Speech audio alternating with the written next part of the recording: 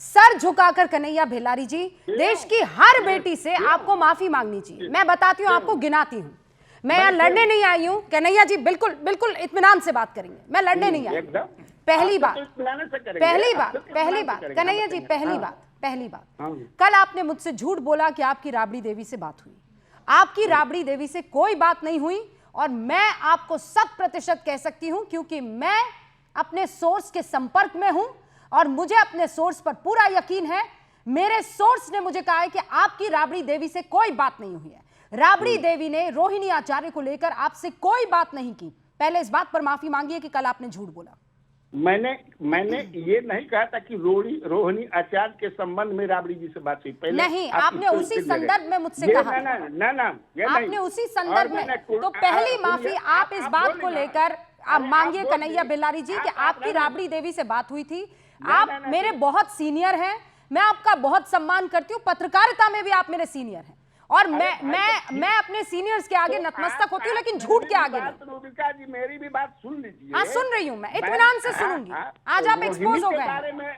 रोहिणी के बारे में उनसे बात हुई। मैंने कुंडली मार करके नहीं बैठना चाहिए बेटियों को, ये भी मैंने कहा था, लेकिन ये नहीं कहा कि राबड़ी जी ने। मुझे मेरे कलेजे को ठंडक मिल गई जब मैंने रोहिणी आचार्य की बातचीत आपके साथ सुनी। सर, मेरे कलेजे को सच में ठंडक पहुंची। पता है आपको क्यों? मैं बताती हूँ क्यों। क्योंकि हम तमाम बेटियां जो अपने बाप से मोहब्बत करती हैं, हम तमाम बेटियां जो शादी के बाद भी अपने बाप के चरणों में, उनके कदमों में पड़ी रहना चाहती हैं, हम सबको दुख हुआ जब आपने कहा कि कुंडली जमा कर बैठ जाती हैं। कल रोहिणी जी ने मुझसे पूछा कि रूबिका जी पूछिए आप कन्हैया भिलारी से कि कितने दिन का उनके पास अकाउंट है, कितने दिन मैं अपने बाप के घर पर बैठी थी, जरा उनसे पूछिए। बताइए आपको किसने बताया कि ये कुंडली जमा कर बैठी थी रोहिणी आचार्य? मैंने कहा कि बेटियों को नहीं बैठना चाहिए, वो नहीं बैठना चाहिए नहीं, कन्हैया जी नहीं बैठना चाहिए। नहीं, मैं अपनी बात नहीं कन्हैया जी, बिल्कुल नहीं। मैं आपको बताती हूँ। नहीं कन्हैया जी, आपने मुझे कहा था रूबिका जी, जब लालू प्रसाद यादव ने अपना बेटा को घोषित कर दिया है कि वो राष्ट्रीय अध्यक्ष है, तो फिर ये क्यों कुंडली जमा कर बैठी हुई है उस घर में? मुझे शब्दशः याद है जो आपने कहा था, मैं अच्छे से जानता हूं। तो आपने कहा ना कि कुंडली जमा कर बैठी है रोहिणी। अब मुझे ये बताइए, आपको कैसे पता कि वो कुंडली जमा कर बैठी है? मुझे दिन बताइए, कितने दिन बैठी थी रोहिणी यादव कि आपको लगा कि कुंडली जमा कर बैठी? मेरी बात सुनिए। हाँ बोलिए। वो कहना मेरा एक सैंपल के तौर पर था और उसके पीछे मेरा मकसद था कि बेटियों को कुंडली मार करके अपने पिता के यहाँ शादी के बाद नहीं बैठना चाहिए। वो आप थोड़ी बताएंगे। मैं कह रही हूँ, मैं बैठूंगी अपने बाप के घर पर कुंडली जमा कर। कौन भाई कौन माई का लाल मुझे उस घर से निकालता है? दिखाऊं जरा, आ जाए जितने कन्हैया भिलारी हैं। अरे भाई देखिए, मैं जमा कर बैठूंगी कुंडली। एजेंडा बना करके लालू के परिवार पर आप लोगों का दूसरा इश्यू है। देखिए कन्हैया जी, मैं फिर बता रही हूँ। कन्हैया जी, मैं एक बात बताती हूँ। नहीं कन्हैया जी रुकिए। ये आप लोग तमाम यूट्यूबर्स जो है, कोई एजेंडा नहीं है, मैं फिर बता रही हूँ आपको। आप तमाम यूट्यूबर्स के दिल में एक प्रॉब्लम है, आप लोग एक गंद लेकर बैठे हैं अपने दिमाग में। तमाम यूट्यूबर्स ये सोचते हैं कि हम जो यहां पर बैठे हैं, हम कोई एजेंडा के साथ बैठते हैं। मैं आपको बता रही हूं, मेरा अल्लाह गवाह है, मैं हाजिर नाजिर रखकर उसे कह रही हूं, मेरा कोई एजेंडा नहीं है।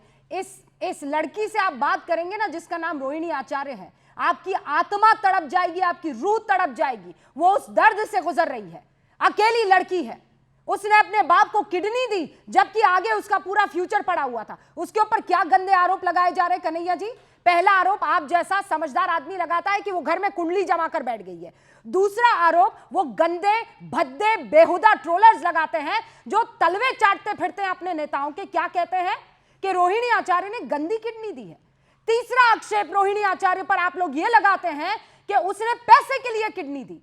चौथा आक्षेप आप रोहिणी आचार्य पर यह लगाते हैं कि वो एमएलए की टिकट मांग रही थी, जब नहीं मिली तो वो बिफर गई। पांचवा आरोप ये लगाते हैं आप उस पर कि उसने अपने लोगों के लिए टिकट मांगी, उसे नहीं मिली, इसीलिए ये इस तरीके से गद्दार हो गई। आप एक के बाद एक उस औरत पर आक्षेप लगाते हैं, जबकि उसने इसमें से ऐसी कोई चीज नहीं की है। और हमारे पास सबूत है। जब तक रोहिणी आचार्य हमको इजाजत नहीं देगी, वो सबूत हम दर्शकों के सामने नहीं रखेंगे। हमारा कोई एजेंडा नहीं है। हम एक लड़की की फाइट में, एक बेटी की फाइट में खड़े हैं। बाकी दुनिया जाए, जो करना है करती रहे। उसकी फाइट को आप नहीं सुनेंगे कन्हैया बेलारी जी? ठीक है, आप एजेंडा चलाइए। फिर एजेंडा क्या एजेंडा है मुझे ये बताइए। चलाइए। अच्छा, मैं जानना चाहती हूँ क्या एजेंडा है, सुनाइए मुझे एजेंडा सुनाइए। और क्या एजेंडा क्या एजेंडा है? अरे आज तो इश्यू होना चाहिए बिहार की सरकार परमिशन पर। आप पकड़े हुए आप तय नहीं करेंगे, आप तय नहीं करेंगे, न्यूज़ 18 इंडिया तय करेगा। आप अपने YouTube के चैनल पर तय कीजिएगा कन्हैया बेलारी जी। न्यूज़ 18 इंडिया अपना एजेंडा न्यूज रूम में सबके सामने तय करता है, किसी के फोन पर निर्देश लेकर नहीं। कन्हैया जी, शादी के बाद अपने घर में रहना चाहिए। अरे आप नहीं बताएंगे शादी के बाद उसको कहाँ रहना चाहिए। मैं कहती हूँ बेटा लोग को भी शादी के बाद अपने माँ बाप के घर पर कुंडली जमा कर नहीं बैठना चाहिए। जितना हक बेटा लोगों का है उतना हक बेटी लोगों का भी है। बेटा लोग कुंडली जमा कर बैठते हैं, मैं कह दूं ये बात। और जो कुंडली जमा कर बैठते हैं उनसे जब किडनी मांगी जाती है तो वो कक कक कक छ छ छ न करते हुए पाए जाते हैं। बेटियां हैं जो अपने बाप के पास आखिरी दम तक रहती है, उसका ख्याल रखती है। नहीं, ये परंपरा आप जैसे पुरुषवादी मानसिकता के लोगों ने बनाई हुई है कि बिटिया जो है एक बार शादी कर ले तो वो अपने पिता का घर नहीं देख सकती है, उसे हमेशा जो है ससुराल में रहना होगा। वो जितनी अपने पति की है उतनी अपने पिता की है। आप जैसे लाखों लोग आकर कुछ भी करते रहे, रगड़ लीजिए सर, नाक रगड़ लिए तो बिल्कुल नहीं। और इसीलिए खुदा ने आपको देवी स्वरूप बेटी नहीं दी, इसीलिए खुदा ने आपको ये काम नहीं किया। अरे देवी स्वरूप बहनें दी हैं। अरे बहनें आपकी इसीलिए घर पर नहीं आती है क्योंकि पता नहीं क्या पता कल को आप भी उनको ये कह दे कि बहन चली जा, कुंडली जमा कर क्यों बैठी हुई है यहाँ पर। बिना माने मतलब के आकर के दखलंदाजी करेगी तो क्या दखलंदाजी की मुझे बताइए रोहिणी आचार्य ने?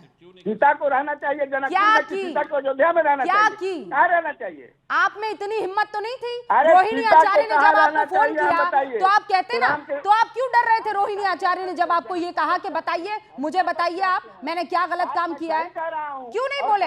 5 मिनट 44 सेकंड बात हुई है कन्हैया बेलारी जी आपकी रोहिणी आचार्य से, क्यों आप बोल नहीं पाए? क्यों आपकी घिग्गी बन गई? क्यों मुंह बंद हो गया आपका कन्हैया बेलारी जी? अभी तो बहुत बोल रहे हैं आप, क्यों नहीं उनका जवाब दे पाए जब वो आपसे सवाल कर रही थी?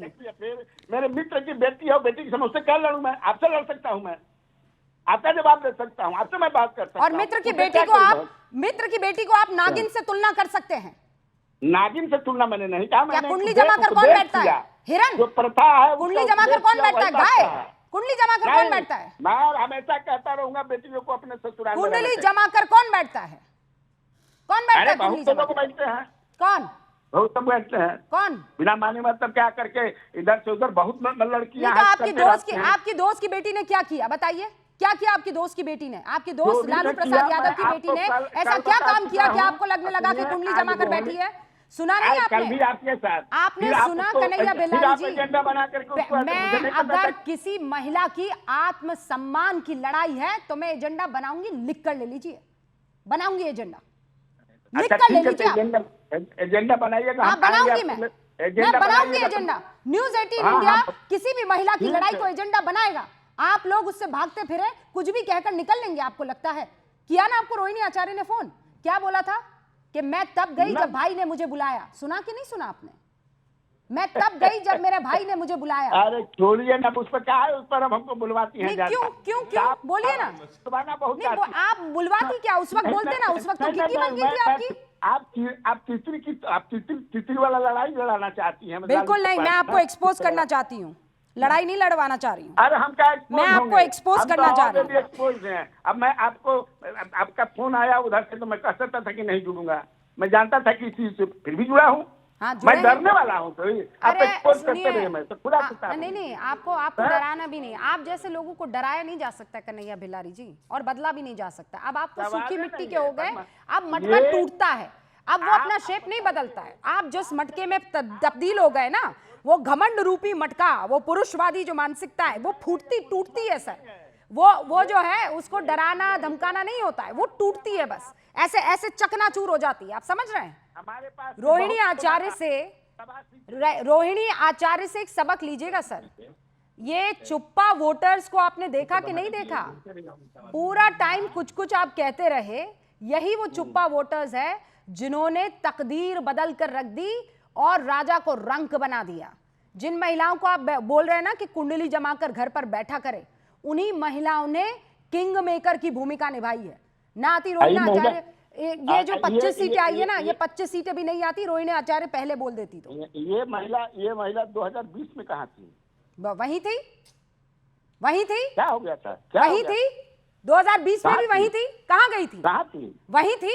वो डिसाइड करती है, खरीदी नहीं जाती है। और आप चाहते हैं कि आपके जूते की नोक पर बैठी रहे, तो वो बैठी नहीं रहेगी। ये आज की महिला है, तांडव करेगी, तांडव चंडी का रूप ले लेगी। कन्हैया बेलारी जी, याद रखिएगा आप, मजाक मत समझिए महिलाओं को आप, और उसके रौद्र रूप को हवा में और हल्के में मत लीजिएगा। आप जूता बनाए, मैंने रोहिणी के खिलाफ जिस तरह से आपने, मैं पूछ रहा हूँ, तब कैसे 125 पना तक गई थी एनडीए? ये छुपा वोटर साथ था तो कैसे नाराज थी?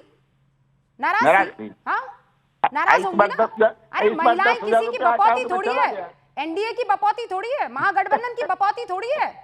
अपने पिता की, अपने पति की बपौती थोड़ी है, जैसा आप कह रहे हैं कन्हैया बेलारी। आपकी बीवी आपकी बपौती नहीं है, आपकी बहनें आपकी बपौती नहीं है। वो महिला है, स्वतंत्र सोच रखने वाली। अगर नेशनल कमीशन ऑफ विमेन, अगर उसे ये बातचीत पता लग गई ना सर, मुश्किल में आ जाएंगे आप। जानते हैं कन्हैया बेलारी जी? थोड़ी अब क्या मुश्किल में, मुश्किल में आ जाएंगे आप। ऐसा बात है, मैं तो यही कहता हूँ कि शादी के बाद बेटियों को पति के साथ रहना चाहिए। शादी के बाद बेटी को डिसाइड करने दीजिए कि वो कितना वक्त कहां गुजारना चाहती है। आप डिसाइड नहीं करेंगे सर, वो बेटियां डिसाइड करेगी। बेटी का पिता और बेटी की पति ये सब मिलकर डिसाइड करेंगे। कन्हैया बेलारी डिसाइड नहीं करेंगे। रोहिणी आचार्य के भाई ने उनको फोन किया और ये कहा कि तुम यहाँ आ जाओ, तो वो आई थी वहां पर। बैठी नहीं रहती है, वो सिंगापुर में रहती हैं, उनके भी बच्चे हैं। नहीं, आप तो कह रहे थे कि आप पिताजी के साथ रहती हैं। अरे भैया, हाँ, मैं पिताजी के साथ रहती हूँ, वहां मेरे पति भी रहते हैं। ससुर, मेरे पति, मेरे पिता, मेरी बहन के पति, हम सब एक संयुक्त परिवार में रहते हैं। मेरी सासू माँ उज्जैन में रहती हैं, और मेरी सासू माँ के साथ मेरे जेठ रहते हैं। अब क्या पूरा पुराण बता दूं आपको मेरे परिवार का? और मैं इसलिए अपने मैं, सुनिए सर, मेरी इतनी औकात नहीं है कि मेरे पिता मेरे साथ रह सके।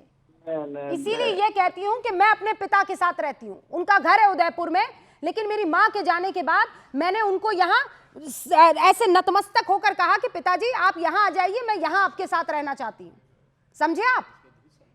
नहीं, किसी गंभीर पे में रहना भी चाहिए, लेकिन वैसे समझ गए आप? ये है कि शादी के बाद अपने घर में रहना चाहिए। घर जो है वही है। हाँ, तो घर मेरा पिता का भी है और मेरे पति का भी है। समझ गए आप? आप डिसाइड नहीं करेंगे। अब मैं इस डिबेट को ओपन कर रही हूँ। कन्हैया बेलारी जी, अब जूम लिंक भेज रही हूँ, ऑन कीजिए और आ जाइए यहाँ पर। इस बीच में जरा दर्शकों को ये बता दूं कि किस बात पर हमारा झगड़ा और चर्चा हो रही है।